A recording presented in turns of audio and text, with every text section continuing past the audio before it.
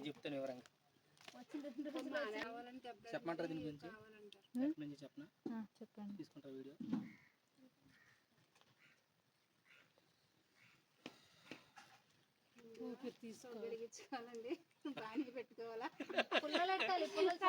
దీన్ని బ్రహ్మాస్త్రం అంటారు.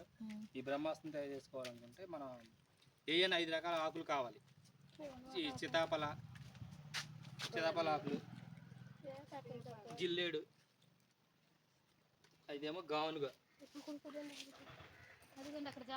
ఇందులో బొప్పాయి, జామ, మ్యాగీ వాడే. అందులో ఎక్కువగా తీసుకోవాల్సింది వేపాకులు అండి. ఇందులో కలిసిపోయినాయి.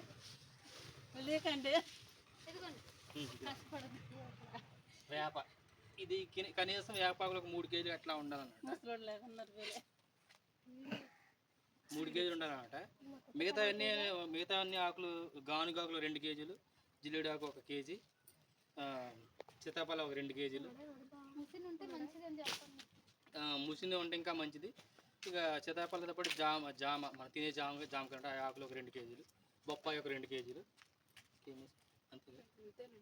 ముసిని ఉంటే ఇంకా బాగుండేది. ఇవన్నీ ఏం చేయాలంటే ఒక 5 రకాల ఆకులు ప్లస్ ఇంకా ఎగస్ట్రా అయినా పర్వాలేదు, ఇంకా ఎగస్ట్రా అయినా వేసుకున్నా పర్వాలేదు.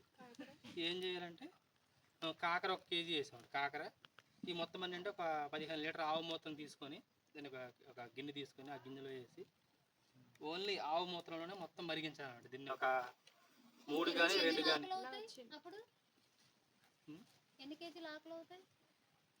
మొత్తం అంతా ఒక 3-4 తెల్లు వచ్చేదాకా బాగా ఉడికించాలి. ఇట్లా ఉడికించాలి. ఇట్లా ఉడికించిన తర్వాత 3 కేజీలు తీసుకుంటాం. 2 కేజీలు వేపాకు 3 కేజీలు క్వాంటిటీ మళ్ళీ చెప్పండి. 2 కేజీలు అసలు తీసుకోవాలంటే తీసుకొని దీన్ని ఒక 2-3 సార్లు బాగా తెల్లు వచ్చేలాగా పైకి పొంగేలాగా ఉడకబెట్టుకోవాలి. ఆ 3 పొంగులు రానిచ్చిన తర్వాత దీన్ని ప్రత్యేకంగా మళ్ళీ అయిపోతుంది. ఇంకా చల్లారిన వడగట్టుకొని దీన్ని ఏదన్నా ఇటువంటి డబ్బాలో స్టోర్ చేసుకుంటే మనకు ఒక 6 నెలల వరకు ఉపయోగపడుతుంది అన్నమాట. అంటే వాటర్ మాత్రం పోయకూడదు. మనం వరి చేనికి వాడవచ్చు, మినుములకి వాడవచ్చు,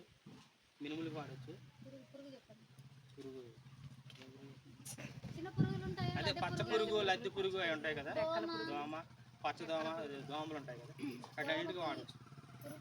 పురుగులకి పెద్ద పురుగులకి మళ్ళీ అదే